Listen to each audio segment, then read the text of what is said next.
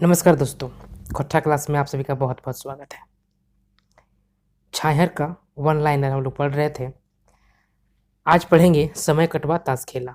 इस कहानी से जो पॉइंटेड हैं, टॉपिक हैं, वो पढ़ेंगे हम लोग। इसके पहले के जो कहानियाँ हैं उन सब का वीडियो अवेलेबल है प्लेलिस्ट में, आप देख सकते हैं वहाँ से। पहली बार आए चैनल पे तो सब्सक्राइब जरूर कर लीजिएगा, क्योंकि आपके कक्षा का सॉल्यूशन यहाँ पे मिल जाएगा। हम लोग आगे बढ़ते हैं और शुरू करते हैं आज क्लास। ओरियाई माने क्या होता है? ओरियाई, देखिए ओरियाई का यहाँ दो तीन मतलब होता है।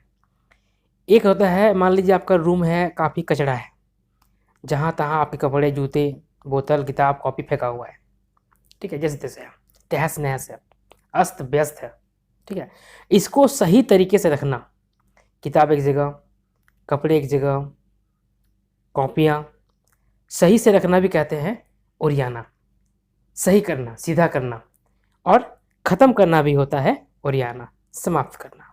ठीक है, एक काम हम खत्म कर दिए, इस काम को ओरिया दिया।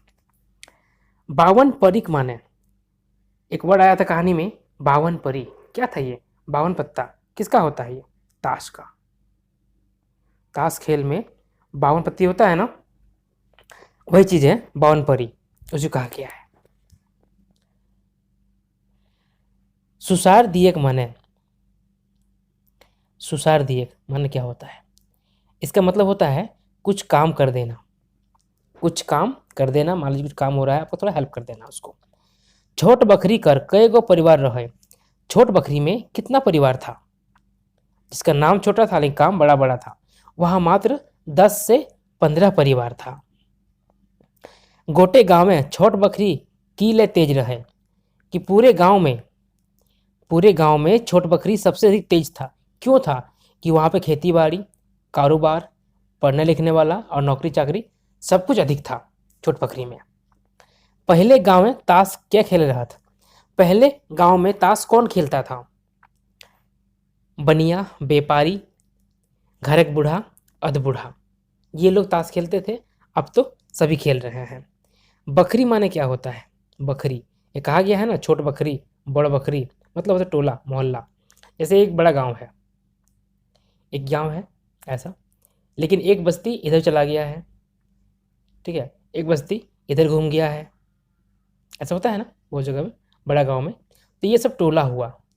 ठीक है, टोला, पाड़े टोला, मंडल टोला कहते हैं ना, उस तरह का चीज़ है। गाँव में एक दू दशक ले के ताश खेलत रहत। 1-2 दशक से मतलब 10-15 साल से, 10-20 साल से कौन ताश खेलना शुरू कर देता है? पहले तो बूढ़ा लोग खेलता था, बनिया व्यापारी खेलता था। अब कौन खेल रहा है? अब नवाजवान छोकरा भी खेलने लगा, मतलब जो अभी यंग बैच का लड़का है, यंग एज का लड़का है, वो लोग भी खेलने लगा है। कहानी में ताश की लगा, इस कहानी में ताश को किस रूप में दिखाया गया है? इस कहानी में ताश को नशा के रूप में दिखाया गया है, नशा के रूप में।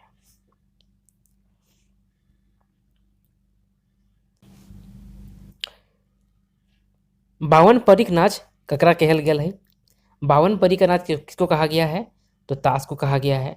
ताश का खेला होता है, उसमें 52 पत्ते होते हैं, 13 तरह का होता है, सबका 4-4 होता है, तो 13 चौके 52 को हो जाता है, और 2 को जोकर भी रहता है उसमें। बखरी टोला में कई गो मास्टर रहत? बखरी टोला में कितना मास्टर रहता है?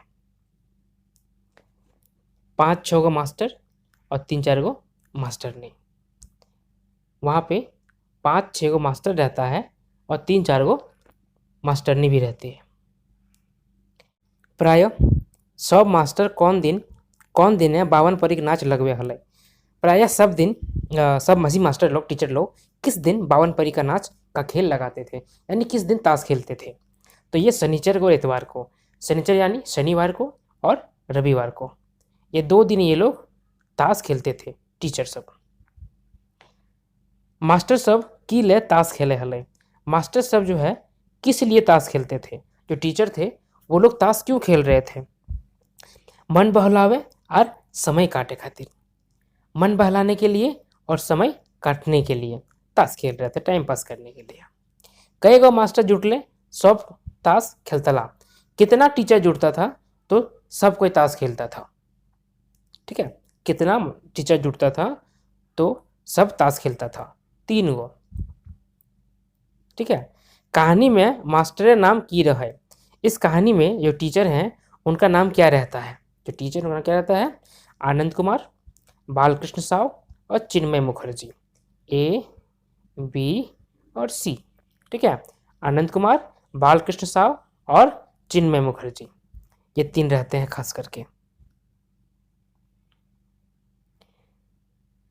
तीनों मास्टर कौन बेरा तक ताश खेलते रहा था। ये तीनों टीचर जो हैं, आनंद कुमार, बालकृष्ण साव और चिन्मय मुखर्जी, कब तक, किस समय तक ताश खेलते रहते थे? ये मुंह अंधेरा तक, यानी जब तक शाम नहीं हो जाता था, अंधेरा नहीं हो जाता था, तब तक ताश ये लोग खेलते रहते थे। तीनों मास्टर सबले बोर्ड के रहन। तीनों मास्टर में, इन तीनों में, आनंद कुमार, बालकृष्ण साव और चिन्मय मुखर्जी में सबसे बड़े कौन रहते हैं? तो सबसे बड़े रहते हैं चिन्मय मुखर्जी, सी वाले। मास्टर सब बोलो कौन काम रहत तो तबे ताश खेल के छोड़ जाहत। मास्टर सब कौन काम रहता था तब जाके ताश खेलना छोड़ के जाता था। कोई बड़ा काम रहा, इंपॉर्टेंट रहा, तभी जाता था, अदरवाइज ताश खेलते रहता था। कौन मास्टर जोड़ा धांगरी रहे थे? कौन मास्टर जोड़ा धांगरी थे? आनंद और बालकृष्ण, ए और बी। मास्टर सब ताश की ले खेले रहा था। मास्टर सब ताश किस लिए खेलता था? फालतू समय के सदुपयोग करे खातिर। फालतू समय को सदुपयोग करे खातिर खेलते थे। टीचर के ताश खेले के शिकायत क्या करे लगल थी? टीचर का ताश खेलने का शिकायत कौन करने लगा? जोड़ धांगरी, हम उम्र। देखिए धांगरी यहाँ था ना वर्ड ना, जोड़ा धांगरी मतलब हम उम्र है। ये सबसे बड़े थे और ये दोनों हम उम्र थे, साथ में थे। ठीक है, एक एज के होंगे, थोड़ा बहुत ऊपर नीचे। ताश खेले पहले हारे मास्टर सब चर्चा करे हले घरे। ताश खेलने के पहले मास्टर सब क्या चर्चा करते थे? ताश खेलने के पहले क्या चर्चा करते थे? तो पंचायत समस्या पर, जो पंचायत है, गांव है, उसकी समस्या पर चर्चा करते थे। ताश का नशा केकर नशा ले तेज रहा है? ताश का जो नशा है ये किस नशा से तेज रहता है? किस नशा से भी ज़्यादा ये नशा तेज रहता है? तो दारू का नशा से, शराब का नशा से। ताश का जो नशा है वो शराब के नशे से भी बहुत तेज रहता है। केकर नशा थोड़े समय तक रहा है? किसका नशा कुछ समय तक रहता है? शराब का नशा घंटा, 2 घंटा, 3 घंटा, 4 घंटा में ये खत्म हो जाता है। केकर नशा कखनू ना छूटा है? किसका नशा कभी नहीं छूटता है? किस चीज़ का नशा है जो कभी नहीं छूटता है? तो वो ताश का नशा। तीनों मास्टर कौन गुण हुआ है? तीनों मास्टर में क्या गुण था?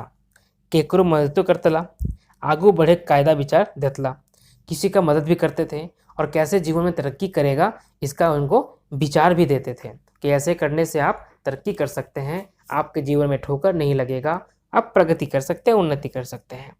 मास्टर सब के ताश खेले शिकायत केकर खराब लागे हलत। मास्टर सब ताश खेलता था, इसका शिकायत किसको अच्छा नहीं लगता था, किसको पसंद नहीं आता था, किसको बुरा लगता था? तो ओखन के मेहरारू के, उन सभी की पत्नियों को मास्टर सबका ताश खेलना पसंद नहीं आता था, क्योंकि शिकायत होती थी तो उन्हें बुरा लगता था। ठीक है, अब देखिए आगे। केकर परिवार बहस करता है? किसका परिवार बहस करता था? तो मुखर्जी का परिवार। यानी किसकी पत्नी बहस करती थी? तो मुखर्जी की पत्नी। मुखर्जी यानी कि चिन्मय मुखर्जी। कौन मास्टर है कोई काम नहीं रहे? किस मास्टर का कोई काम नहीं था? किस मास्टर का कोई काम नहीं था? चिन्मय मुखर्जी का कोई काम नहीं था। कौन मास्टर के आँख कमजोर है गल रहे? किस मास्टर का आँख खराब हो जाता है? तो ये भी चिन्मय का ही है ना। कहानी में कौन बीमारी के इलाज अब ले संभव ना हो पा रहा है?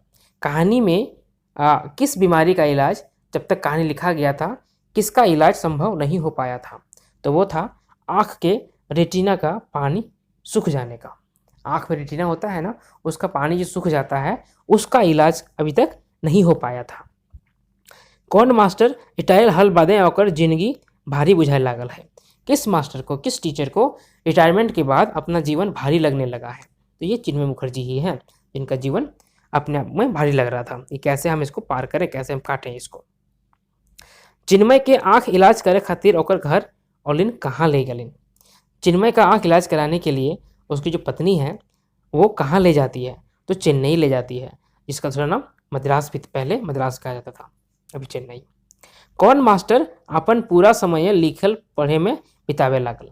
कौन मास्टर है जो अपना सारा समय लिखने और पढ़ने में ही बिताने लगे? ठीक है, तो ये चिन्मय, वही चिन्मय जिनका आँख खराब हो जाता है। कौन मास्टर हारमोनियम बजवे जाने हले? कौन से मास्टर हैं जो हारमोनियम बजाते थे? तो ये आनंद। कौन मास्टर झांझ बजवे हला?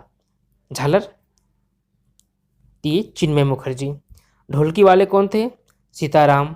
और तबला वाले कौन थे? तो बालकृष्ण। इसको याद करने का तरीका है, याद कर लीजिएगा, क्योंकि इस पर कन्फ्यूजन होने का बहुत ज़्यादा चांस रहता है। कौन क्या बजाता था? ठीक है। मास्टर सब ताश खेले छोड़ के कौन काम करे लागल थे? मास्टर सब जो है ये ताश खेलना छोड़ के अब कौन सा काम करने लगे? तो ये लोग सांस्कृतिक कार्यक्रम करने लगे। तबला, ढोल, ठीक है, झांझ, ये सब यूज करके सांस्कृतिक कार्यक्रम करने लगे। कते दिन के भीतर मास्टर सब के सांस्कृतिक कार्यक्रम चर्चा दूर दूर हवे लागल? कितने दिन के अंदर में इन टीचर सबका सांस्कृतिक कार्यक्रम का चर्चा जो है वो दूर दूर तक होने लगा? तो महीना 2 महीना के भीतर इनका चर्चा होने लगा, ये लोग फेमस हो गए महीना 2 महीना में। सांस्कृतिक कार्यक्रम में शुरू करे के बाद केकर मन में उठल बात? सांस्कृतिक कार्यक्रम शुरू करने का बाद किसके मन में आया, कि ख्याल किसके मन में आया, ये बीज कहाँ से पनपा? तो ये उठता है चिन्मय मुखर्जी के दिमाग में, उनके मन। जोड़ी धंगरी के अर्थ क्या होता है? जोड़ी धंगरी मतलब क्या होता है? एक उम्र का, हम उम्र, है ना। तीनों मास्टर लाज से बचे खातिर केकर बरामदा ताश खेलने लगला? तीनों मास्टर जो है लाज से बचने के लिए किसके बरामदा में ताश खेलने लगा? तो चिन्मय मुखर्जी का। नुक्ताचीनी करे माने की है वो है? नुक्ताचीनी करने का मतलब क्या होता है? दोष निकालना या चुगली करना, दोष निकालना या चुगली करना। हामिन के जुहा खेलल ई तो टाइम पास है ककर कहल लगे? हम लोग क्या जुआ खेलेंगे, ये तो टाइम पास है, ये किसका कहना है, किसका कथन है ये? तो ये कथन है चिन्मय मुखर्जी का। ताश खेला बंद होल बाद बालकृष्ण की काम करे लगला? ताश खेला बंद हो जाने के बाद बालकृष्ण जो है वो क्या काम करने लगा? अपन घरे काम करने लगला, घर का जो काम है वो करने लगा, खेती बाड़ी करने लगा। हमिन के समय कटवा ताश खेला तो बंद भई गेल है केकर कहल लगे? कि हम लोग का समय कटवा ताश खेला ये तो बंद हो गया है, ये कथन किसका है, कौन कहता है? तो ये कहता है आनंद। सांस्कृतिक केंद्र केकर घरे खोलल गेल है? सांस्कृतिक केंद्र जो है, जो शुरू करते हैं ये लोग, ये किसके घर में शुरू होता है, कहाँ खोला गया था? तो ये भी खोला गया था चिन्मय मुखर्जी के घर में। छोट बकरी की चर्चा दूर दूर तक कौन कर में हवे लागले? छोट बकरी का चर्चा दूर दूर तक किस काम के लिए होने लगा? तो सांस्कृतिक कार्यक्रम के चलते। जो ये लोग नया शुरू किया था इसका चर्चा दूर दूर तक होने लगा था। ठीक है, चलिए आगे बढ़िए। आज हम लोग एक और कहानी पढ़ेंगे, इसका नाम है सांस्कृतिक झगड़ा, संस्कृति का झगड़ा। ठीक है, संस्कृति का झगड़ा के लिखल है और कौन किताबें लिखल गया है, इसके लेखक कौन है और किस किताब में छपा है? तो इसके लेखक होंगे चितरंजन महतो चित्रा जी और कहानी किताब का नाम होगा छायहर। जबर माने क्या होता है? जबर, इसका अर्थ होता है मजबूत, बहुत जबरदस्त है, बहुत जबर हो, मतलब इसके बड़ा भी होता है। ठीक है, इसका मतलब बड़ा भी होता है। प्राचीन संस्कृति के मांझे की हो वो है? प्राचीन संस्कृति के बीच में क्या होता है? बड़ छोट के बकथेथरी बहस होता है। प्राचीन संस्कृति केकरा कहल गेल है? प्राचीन संस्कृति किसको कहा गया है? तो बौन पहाड़ जन्म संस्कृति के, मतलब जो आदिम काल का है, आदिकाल का है, जंगल पहाड़ में जो संस्कृति जो पनपता है उसको कहा गया है। नावा और आधुनिक केकरा कहल गया है। नवा संस्कृति किसे कहा गया है, नया संस्कृति किसे कहा गया है, तो नदी धारे पंगल संस्कृति को, जो नदी किनारे पनपता है, जो संस्कृति पनपा है, उसको कहा गया है नूतन या नया संस्कृति। नूतन पीढ़ी केकर प्रतीक है, नई पीढ़ी जो है वो किसका प्रतीक है, तो ये आधुनिक संस्कृति का प्रतीक है। वर्तमान का पुराना पीढ़ी केकर प्रतीक है, पुराना पीढ़ी जो है वो किसका प्रतीक है, तो ये प्राचीन संस्कृति का प्रतीक है। नाम से ही स्पष्ट है, नया पीढ़ी नया संस्कृति, पुराना पीढ़ी प्राचीन संस्कृति, इसमें कोई दो राय नहीं है। आगे देखिए,